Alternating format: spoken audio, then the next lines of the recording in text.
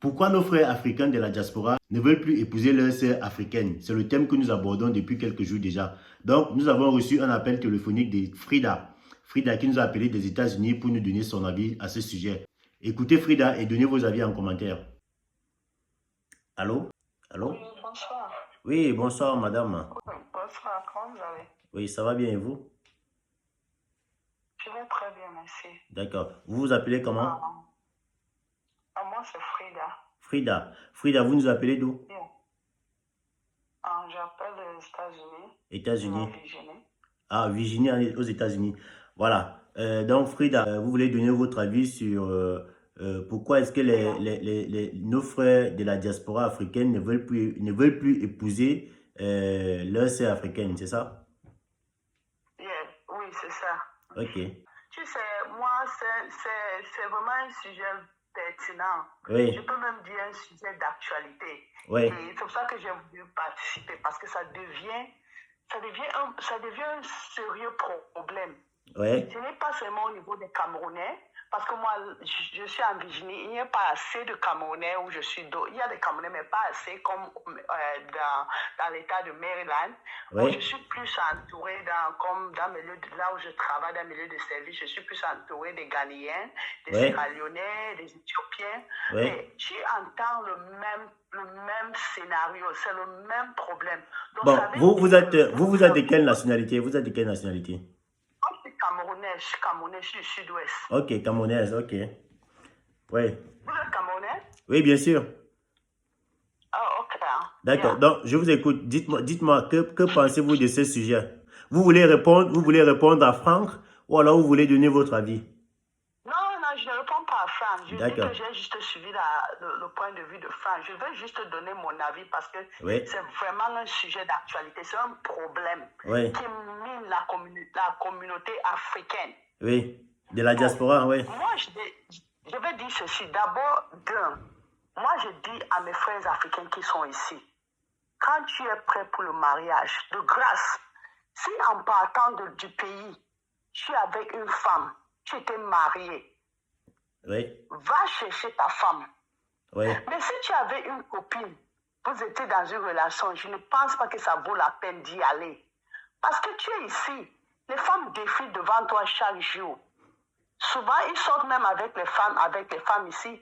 Et le moment venu, ils vont au pays chercher une femme. Voici ce qui se passe.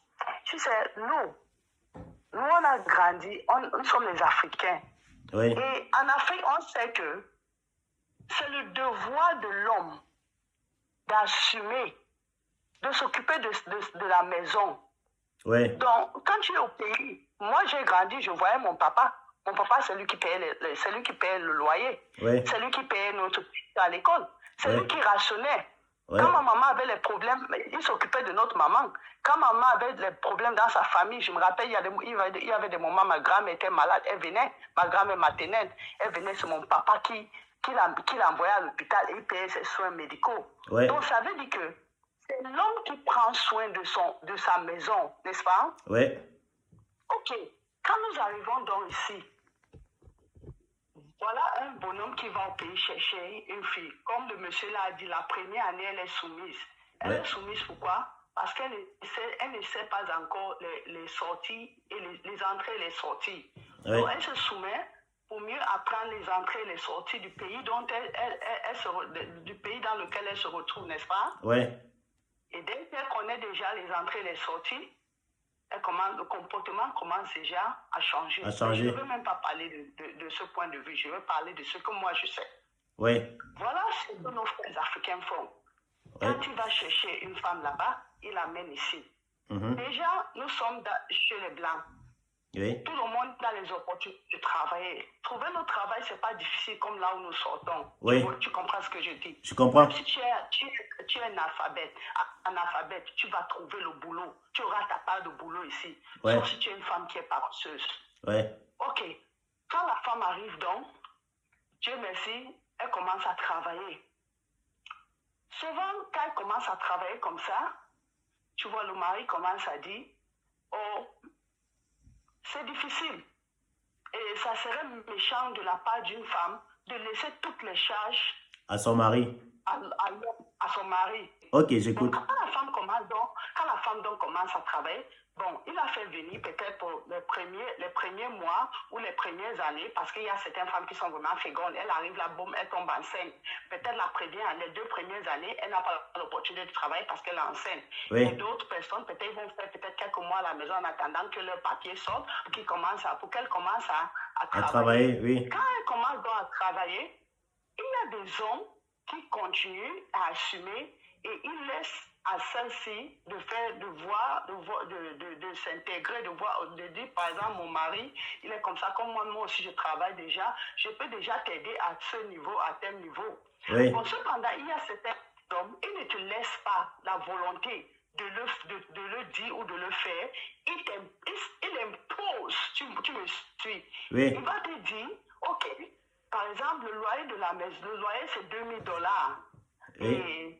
Et il faut ceci, on a les factures à payer, à faire ceci. Donc, on doit partager les factures, on doit partager ces choses-là à moitié. Voilà ce que la majorité des hommes africains font. Oui. Moi, je te dis, on va partager. Tu me suis? Oui, je suis.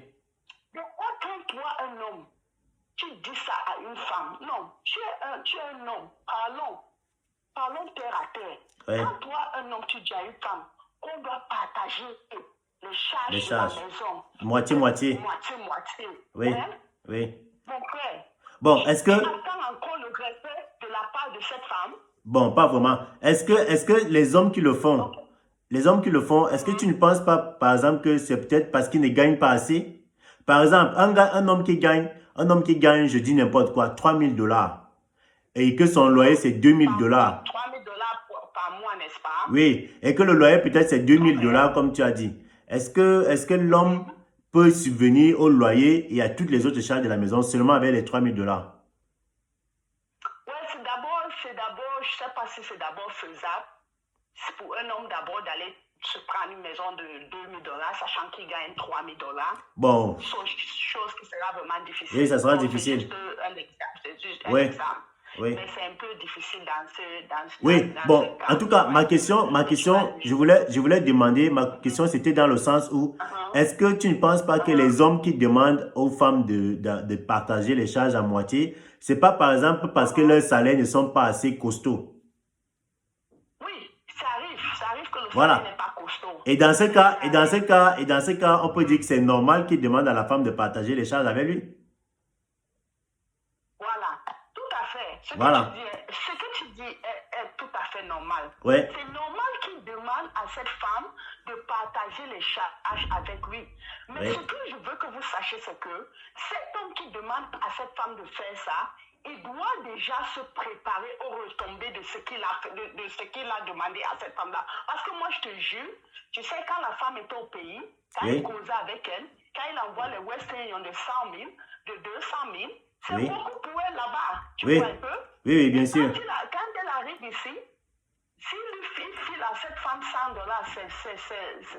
c'est rien du tout.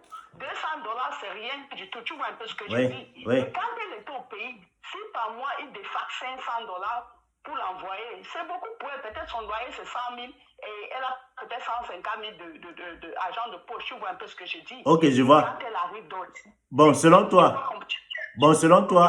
toi, quelle serait la solution pour résoudre ce problème en fait? C'est quoi la solution en fait? Quel est le message que toi tu peux, quel est le conseil que tu peux donner au couple? La solution pour moi, parce que moi, comme tu m'as posé la question, j'ai réussi, j'étais victime. Je n'étais pas victime en tant que telle. Mais moi, j'ai rencontré un Camerounais ici. Quand je l'ai rencontré, il était vraiment en position de faiblesse. Donc, il venait d'arriver là, il n'avait pas encore les kaolos, il se battait, il avait trop de problèmes. Et moi, je l'ai accepté comme un frère. J'ai dit que non, moi aussi j'avais un frère qui était parti en Europe. Il a fait 11 ans, peut-être 12 ans avant de venir la première fois au Cameroun pour nous rendre visite parce que pendant toutes ces années, il se battait pour avoir les papiers. J'ai dit, si mon frère traversait pareille situation et si quelqu'un aussi est dans une pareille situation, tu peux l'aider. Pourquoi ne pas lui venir en aide? Je l'ai pris là, il était chez moi, il a fait 1 an, c'était difficile. Dans dans notre état, souvent c'est très difficile d'avoir le travail sans papier. C'était difficile, Ouais. il a fait 1 an à la maison, jusqu'à ce qu'il a eu sa carte de séjour, qu'il pouvait commencer à travailler. Ouais. Et le moment qu'il était à la maison, c'est moi qui faisais tout. Je m'occupais même de ses enfants, sa famille qui est au pays. Quand ils appelaient pour un souci, c'est moi qui résolvais leurs problèmes financièrement. Ouais. Je faisais tout ça. Et quand il a donc commencé à travailler, je l'ai intégré dans une cotisation où j'étais à mon lieu de service parce que j'ai dit que, gars, pour épargner l'argent, l'une des manières de le faire vite, c'est Les cotisations. Ouais. Je l'ai mis dans une petite cotisation, ce n'était que $300 chaque 2 semaines.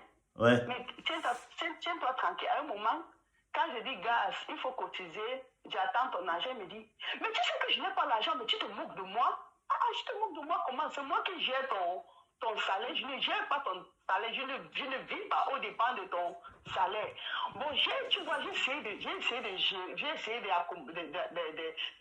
gérer ça comme ça, que peut-être la frustration, tout ça, j'ai pris mon ami. C'était déjà, jusqu'à j'ai même eu un enfant avec lui. À un moment, quand j'ai eu mon enfant, je te jure que si je n'étais pas forte, parce que moi, j'ai commencé mon WA depuis le Cameroun. C'est pas aux États-Unis que j'ai commencé le WA. Je WAais depuis le Cameroun. Donc, j'ai commencé à assumer, mais célibataire étant enceinte et avec lui dans la maison. Tu me suis très bien. Et son argent allait où? Son argent allait où? C'est ça le problème. Donc là, c'est mon cas. Je te donne juste, je te parle de mon cas. Ok. Mais tu sais, tout oui. ce qu'il a pu faire là m'a pas affecté parce que je t'ai dit que j'étais forte. Tu étais forte, oui. Je travaillais. Même quand ma grossesse, j'ai travaillé jusqu'au jour où j'ai accouché. Et quand j'ai accouché, j'ai fait 6 semaines à la maison. J'ai trouvé une année pour garder mon enfant et j'allais au travail. Et quand j'ai fait ça, peut-être, quand mon enfant avait peut-être, je pense, 2 ans, je lui ai dit, hey, mon ami, tu sais quoi, on doit arrêter cette bêtise. Fous-moi le camp, va quelque part, pardon, sors de la maison. Il n'a pas voulu sortir. Moi, j'ai déménagé. Je suis allée vivre quelque part et c'est comme ça. Donc moi, ce que je veux dire pour ce problème des benguis et des femmes africaines. Oui, pour conclure. Si tu es ici, si tu es en Bénin, que tu n'avais pas laissé une femme officiellement mariée au pays, laisse les femmes là-bas au pays. Cherche la femme là où tu es. Parce qu'on dit que c'est mieux de connaître le diable que tu vois chaque fois que de vivre avec l'ange que tu n'as jamais connu. Ouais. Cherche ta femme là où tu es. Ou si tu vas décider que tu veux toujours rentrer dans ton pays pour chercher une femme, quand tu amènes la femme là ici, ne te rabaisse pas. Oui. Imposer. Ne te rabaisse pas. Il faut que tu continues à assumer les charges. Ne te rabaisse pas. Ouais. Parce que je veux te dire, tu sais ce que nos frères nous font. Non. Les gens parlent, il faut vivre la réalité. Un homme africain, moi je travaille quelque part, il y a une noire américaine qui est mariée à un Ghanéen. Quand on veut déjà finir le travail, elle dit, oh, moi je rentre aujourd'hui, Kwame va préparer le riz sauté. Elle dit jollof rice. Kwame va préparer le jollof rice. Oh, I can't wait to go and eat. Tu me suis? Oui, je suis. Je vais te dire un truc. Kwame là qui va préparer le jollof rice, il prépare ça parce qu'il avait une noix américaine. Si c'est sa sœur ghanéenne, il ne va jamais préparer. Il ne va jamais préparer. La femme va aller faire deux boulots, rentrer, s'occuper des enfants, préparer la nourriture, faire tous les travaux de la maison. Il ne va rien faire. Nous sommes ici en Bénin. Tout le monde travaille. Donc on laisse la mentalité de l'Afrique là. Ce que je veux te dire en conclusion, c'est que les Benguis là, ils doivent laisser la mentalité du pays au pays. Okay. Parce qu'au pays, la femme qui fait tout dans la maison, c'est parce que son mari assume. Mais si nous sommes ici, nous travaillons au même pied d'égalité que toi. Et ce qui est, c'est que nous, les femmes, nous travaillons plus que les hommes. Et tu veux que je fais les factures avec toi et je fais tous ces travaux de la maison là. Monsieur, ça ne peut pas marcher. Tu ne peux pas avoir le respect de ma part.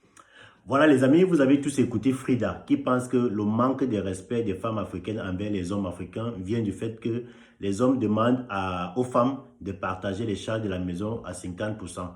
Donc c'était son avis. Et maintenant vous, dites-nous ce que vous pensez de ça en commentaire. N'oubliez pas de vous inscrire sur OneXBet avec le code promo Brigade pour avoir 200% de bonus sur votre premier dépôt. Vous faites également vos paris avec ce même code promo et gagnez les deux.